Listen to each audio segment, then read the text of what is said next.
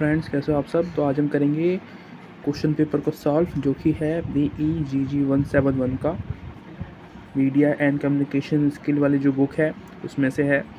ये दिसंबर 2021 का question paper होने वाला, जो कि 100 मार्क्स का है। ठीक है, पर क्वेश्चन के जो नंबर है आंसर लिखने के, वो 300 शब्दों में हमें लिखना होता है, वर्ड्स में। ठीक है, सबसे पहला क्वेश्चन आपके सामने है, identify essential elements of communication and their roles and functions in the process of communication. तो ये क्वेश्चन पेपर आप डाउनलोड कर सकते हो इंटरनेट से, इजीली मिल जाएगा। सेक्शन 1 से आ रहा है। बेसिकली जो कम्युनिकेशन के अंदर कुछ एलिमेंट्स होते हैं जो कि बहुत ज़रूरी होते हैं। ठीक है, जो फंक्शंस करने के लिए जो हम यूज़ करते हैं अपनी बोली में, वो ठीक है प्रोसेस होता है कम्युनिकेशन का, उसके बारे में ये पूछ रहा है। तो एसेंशियल एलिमेंट्स का मैंने एक अलग पॉइंट्स बना रखे हैं। उससे पहले आप एक इंट्रोडक्शन देख सकते हो सामने। मैंने इंट्रोडक्शन में लिख रखा है कि हम क्या बताने वाले हैं नीचे। ठीक है, तो मैसेज, तो ये एलिमेंट्स के अंदर सबसे पहले आता है मैसेज। ठीक है, सेंडर, यानी कि जो सेंडर होता है वो मैसेज भेजता है बेसिकली। ट्रांसमिशन, मीडियम और चैनल, या फिर मतलब चैनल जिसके द्वारा हम हमारी जो वॉइस है या हमारा जो कम्युनिकेशन है हो पा रहा है। ठीक है, मोबाइल से हो सकता है, इंटरनेट से हो सकता है, या हमारा फेस टू फेस हो रहा है, तो उसके लिए हवा चाहिए होती है। ठीक है, हवा में हमारी आवाज़ तैर के उस व्यक्ति के कानों में जाती है। रिसीवर, यानी कि जो रिसीव करता है फीडबैक। ठीक है, यानी कि जब उसको वो मैसेज मिल जाता है, उसके बाद वो बताता है कि हाँ मैं समझ गया, उसको फीडबैक बोलते हैं। उसके बाद मैंने कंक्लूजन लिख दिया है इसके अंदर। ये आपका 300 वर्ड्स में आएगा क्वेश्चन का आंसर। ठीक है, मैंने थोड़ा कम लिखा है, आप लिख देना। बस समझाने की कोशिश की है मैंने। मेरा कॉन्सेप्ट है कि मैं आपको समझाऊँ आंसर्स लिखे कैसे हैं। ठीक है, discuss the impact of different types of mass media. तो ये तो बहुत ज़्यादा इजी क्वेश्चन था। ठीक है, सबके लिए इजी होगा। मास मीडिया का जो इम्पैक्ट है वो कैसा है कि देखो, मैनिपुलेशन करवाना, यानी कि वो चीज़ें करवाना जो किसी को नापसंद हो। ठीक है, किसी को पसंद ना हो, जैसे कि वीडियो रिकॉर्डिंग करके है ना ब्लैकमेल करते हैं हम, ये इसका बेटर एग्जांपल होगा। उसके बाद प्राइवेसी को जो प्रॉब्लम्स होती हैं राइटिंग के लिए, सॉरी आपको ऐसे काम चलाना पड़ेगा, आप समझने की कोशिश करना कि मैं क्या समझाना चाह रहा हूँ आपको। ठीक है, तो इम्पैक्ट पूछ रहा है, तो मैंने इंट्रोडक्शन एंड देन इम्पैक्ट का एक पॉइंट बना के उसको फिर डिस्क्राइब किया है हर एक पॉइंट्स को। प्राइवेसी को पता है आपको प्रॉब्लम्स होती है। आज कोई भी मतलब एक तरीके से ना, एक उसकी प्राइवेट लाइफ बची नहीं है। आप हीरोज़ को देख लो, जो एक्टर्स होते हैं वो, उनकी लाइफ प्राइवेट ही नहीं हो सकती। ठीक है, क्योंकि वो एक एक उनका वो एक कह सकते हैं कि रोल मॉडल है लोगों के लिए। ठीक है, पर वो एक बात अलग है कि वो पान मसाला गुटखे वगैरह की ऐड करते हैं। ठीक है, तो मैं उन लोगों को रोल मॉडल नहीं मानता। मेरे लिए रोल मॉडल मेरे मदर और फादर हैं, उसके अलावा कोई भी नहीं है। अदरवाइज सिक्योरिटी आती है इसके अंदर।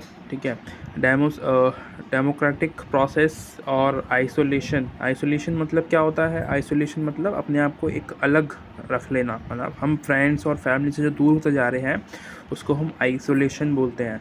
डेमोक्रेटिक प्रोसेस मतलब यानी कि जो चुनाव होता है ना हमारे यहाँ पे लोकतंत्र है, उसको डेमोक्रेटिक बोलते हैं, शायद आपको पता होगा।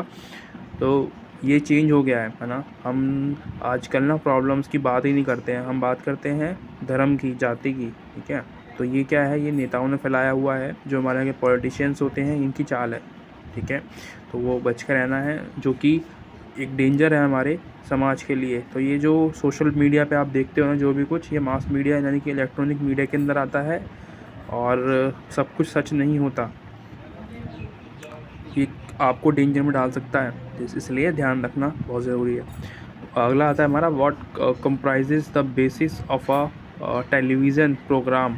तो एक प्रोग्राम को बनाने के लिए कंप्राइजेज वगैरह का आपको समझने की ज़रूरत नहीं है। बेसिकली ये टेलीविज़न जो प्रोग्राम्स होते हैं उनको कैसे बनाया जाता है उसके बेसिक्स पूछ रहा है। ठीक है, तो बेसिक्स पहले प्री प्रोडक्शन होता है, प्रोडक्शन एंड उसके बाद पोस्ट प्रोडक्शन। तो प्री प्रोडक्शन के अंदर आप क्या देखते हो? आइडिया होता है। ठीक है, यानी कि जो शूटिंग से पहले का जो समय होता है उसको प्री प्रोडक्शन कहते हैं। जो हम किताबों पे या नोटबुक्स में जब हम लिखते हैं, डायरेक्टर जो होते हैं उसके वो लिखते हैं, स्टोरी लिखते हैं पूरी, तो वो होता है प्री प्रोडक्शन। ठीक है, यानी कि प्रोडक्शन से पहले अब आता है शूटिंग वाला समय, जब शूटिंग स्टेज होती है लोकेशन पे। ठीक है, हम लोकेशन पे हैं, वहाँ पे सारे क्रूज़ हैं, एक्टर्स हैं, जो भी उसमें एक्टिंग करने वाले हैं, उस समय हमारा प्रोडक्शन का टाइम होता है। उसके बाद आता है पोस्ट प्रोडक्शन, यानी कि जब वो ख़त्म हो जाता है उसके बाद, ठीक है जी। इसके बाद एक और आता है जिसमें हम एडिटिंग वगैरह करते हैं ना मूवीज़ की, वो है ना जी। और इसके बाद आता है question number 4, describe the important function and principle of new editing. तो बेसिकली जो न्यू एडिटिंग है उसके प्रिंसिपल्स और फंक्शन समझाने, दोनों की बात एक ही पूछ रहा है। बेसिकली फंक्शंस और प्रिंसिपल्स एक ही होते हैं एडिटिंग के, ठीक है, न्यूज़ एडिटिंग के या कोई भी एडिटिंग ले लो आप सबके। तो मैंने बेसिकली प्रिंसिपल्स ऑफ एडिटिंग मैंने लिखा है यहाँ पे, उसके बाद मैंने डायरेक्ट लिखना स्टार्ट कर दिया है। और सबसे पहला क्वेश्चन मेरा जो पॉइंट्स है वो है पॉइंट, यानी कि most important facts comes first, ठीक है, सबसे ज़रूरी होते हैं वो पहले आते हैं। न्यूज़ के अंदर बात कर रहा हूँ, एडिटिंग के अंदर use active tense, active tense का आपको यूज़ करना है जैसे कि वो चीज़ें वहाँ पे अभी हो रही हो, ठीक है, इस तरीके से, ताकि जो रीडर है उसको इंटरेस्ट पैदा हो। Focus on human interest, accuracy बहुत अच्छी होनी चाहिए आपकी। और एट्रीब्यूशन देना, यानी कि जो जहाँ से आपने कुछ उठाया है ना, किसी का चोरी किया है तो आपको उसको बताना पड़ेगा कि मैंने यहाँ से लिया है ये इन्फॉर्मेशन, ठीक है, ये मेरी नहीं है, ये इस बंदे की है। तो ये एट्रीब्यूट करना होता है। बैलेंस और फेयरनेस होना चाहिए आपकी न्यूज़ के अंदर, ठीक है, जो आप एडिट कर रहे हो लिख रहे हो। क्लैरिटी होनी चाहिए, ठीक है, ब्रीविटी होनी चाहिए। ब्रीविटी मतलब आप उसमें कोई एडिटिंग नहीं करनी है आपको इस तरीके की जो कि वो एक नकली लगे, है ना, जो चीज़ें हुई हैं वो आपको लिखनी पड़ेगी, ठीक है, वो उसको ब्रीविटी बोलते हैं। रीडेबिलिटी अच्छी होनी चाहिए, ह्यूमन इंटरेस्ट के ऊपर वो होना चाहिए, ठीक है। आपको लिखना तो वो सब है जो उसमें है, पर एक इस तरीके से लिखना है कि लोगों को पढ़ने में अच्छा लगे, ठीक है, लाइन वाइज, क्योंकि चीज़ें जो हैं एक मैसिव तरीके से होती है तो आपको उसको सही तरीके से लिखना है, आप तभी एक न्यूज़ एडिटर बन सकते हो। Discuss the aim and objectives of advertisement. तो यहाँ पे एडवर्टाइजमेंट का क्वेश्चन आ गया है, ऑब्जेक्टिव्स पूछ रहा है एडवर्टाइजमेंट्स के, ठीक है।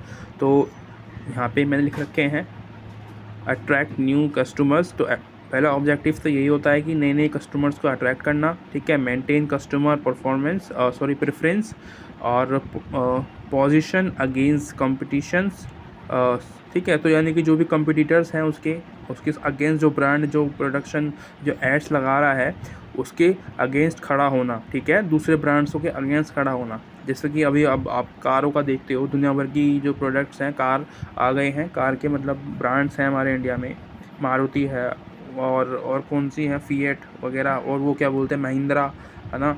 तो ये सारे क्या है, ये एक दूसरे से कम्पीट करते हैं कारों के मामले में।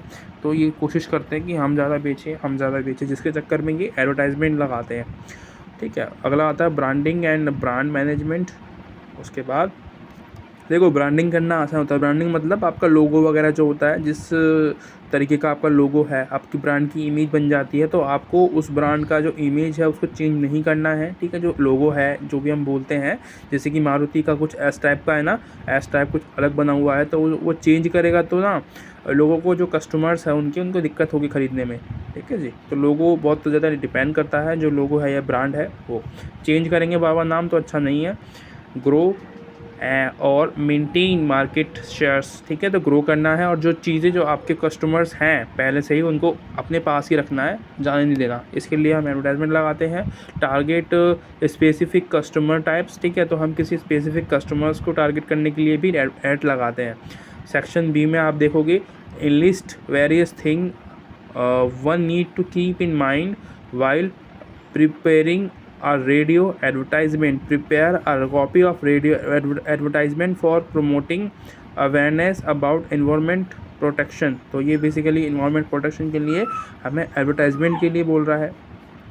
सबसे पहला हमें बताना है कुछ मतलब कि कुछ चीज़ें जो हमें दिमाग में रखनी चाहिए जब हम एक रेडियो एडवर्टाइजमेंट को क्रिएट कर रहे हैं।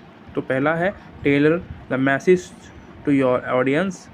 उसके बाद write for the ear ear and eyes, ठीक है, दोनों के लिए लिखना होता है ताकि लोग सुन के इमेजिन कर पाए उस चीज़ को।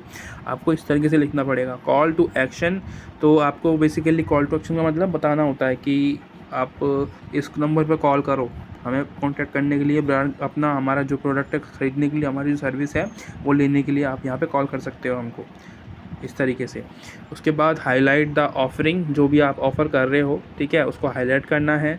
और एम्पैथी आपको दिखाना पड़ता है एडवर्टाइजमेंट्स के अंदर, जो कि एडवर्टाइजमेंट करती हैं आजकल। ऑफ़र क्या बोलता है ये, लिसनर्स द सॉल्यूशन, ठीक है। तो आपको सॉल्यूशन प्रोवाइड करना है, आपने प्रॉब्लम्स बता दी हैं और उसके बाद टाइम आता है सॉल्यूशन बताने का, ठीक है। तो ये सॉल्यूशन मैंने पॉइंट बना के लिख रखे हैं, एग्जांपल। उसके बाद व्हाट्स द गारंटी, और इंक्लूड कस्टमर, जो फीडबैक्स मिले हुए हैं आपको पहले के कस्टमर से उनको, और indicate the call to action, test your radio script, read it out loud. तो सबसे लास्ट में आपको उस स्क्रिप्ट जो आपने लिख दी है उसको दोबारा लिखना है, ठीक है। अब एक क्वेश्चन और आएगा यहाँ पे, इसके अंदर एक और क्वेश्चन था, आपने देखा होगा सही से। तो यहाँ पे पूछा था कि हमें एक एडवर्टाइजमेंट भी क्रिएट करनी है, ठीक है, अवेयरनेस किसके ऊपर, इन्वायरमेंट के ऊपर। तो मैंने यहाँ पे लिखी है, देखो रेडियो एडवर्टाइजमेंट यहाँ से स्टार्ट है, ये नीचे से यहाँ पे रेडियो एडवर्टाइजमेंट जहाँ लिखा है ना, name of organisation PSA, public service administrator.